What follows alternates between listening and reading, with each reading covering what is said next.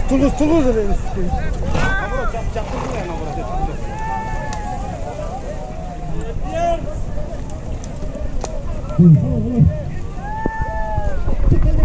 Başım birikti, toy öğretat.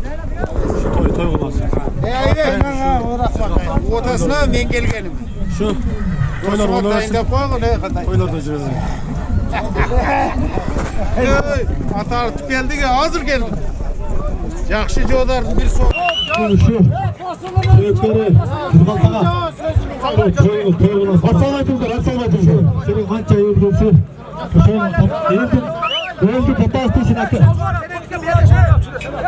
Değildi patas dişin akı. Toy olasın akı. Ben sizdikine toylarga, жақсылықтарға келейін. Şu dininiz piç olsun.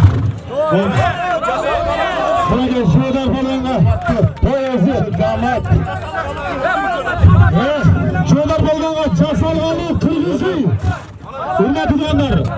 Toy olsunun şahsi bir belege. Damat.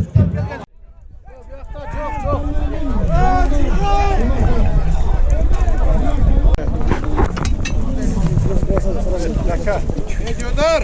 Gel. Yollar oldu. Gel. Kol ver. Gel yakacığım.